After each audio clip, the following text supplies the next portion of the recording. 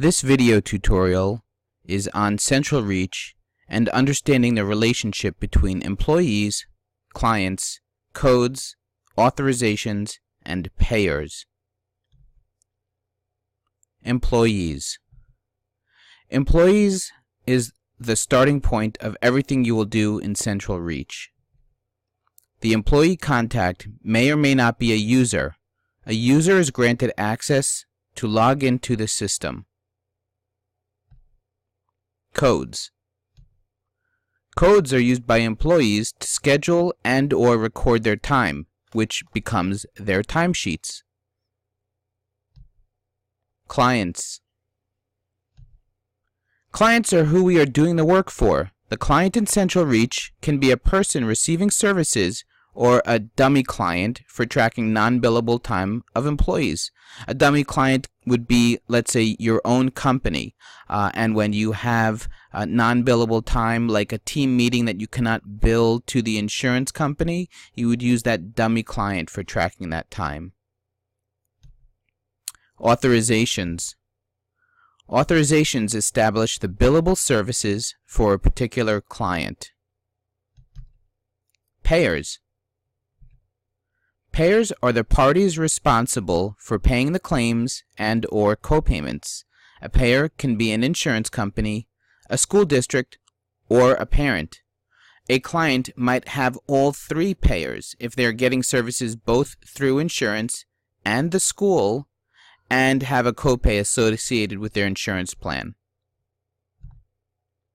Each of the above items gets linked to one another in a very specific way. Employees get linked to other employees or their coworkers. Codes for non-billable and billable time. And clients, their actual clients and your dummy client. Clients get linked to employees who are their specific service providers. They don't get linked to all employees in the company.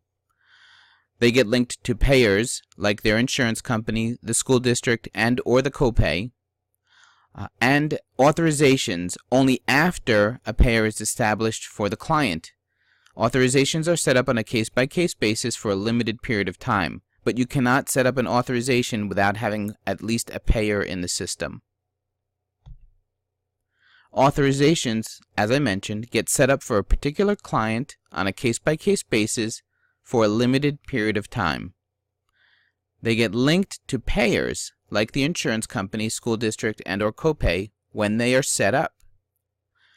Codes are attached to those authorizations with specific usage criteria or limits. So you might have one code or 5 codes attached to an authorization, and you might limit it to 5 units of service a week or a month or a semi-annual period, and you can adjust that for each individual code that is assigned to that authorization. Codes. They have default rates that you create, which are the rates you will bill the payer. They also have custom rates, which are what your employees are getting paid per hour. Salaried employees will get listed as $0 per hour for the purposes of financial tracking. Here is the relationship summary. Relationships that do not exist directly are clients and codes, employees and payors, employees and authorizations. As you can see, clients are never directly linked to a code. They get to a code through an authorization.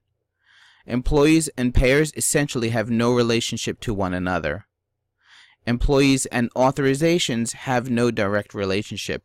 The way an employee gets to use a code is when it is linked to their particular client through a specific authorization, unless that code is a non-billable code and it does not require an authorization.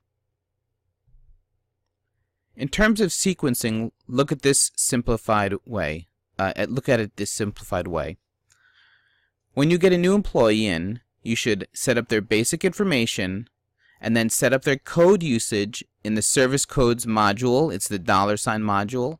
and connect them to other coworkers if you want them to be able to see each other's schedules. If they're not connected to those coworkers, they cannot see other people in their company. When you get a client, you set up their basic information and then connect them to the employees that will be working with them, their team. Set up their payors, right? So you would have them set up with their insurance company, and if they have a copay, you set up the other payer as a copay. Set up their authorization or authorizations, which will get linked to the codes, the service codes. Does this seem frustrating? A little bit overwhelming? Don't worry. After you do it a few times, you'll be a pro.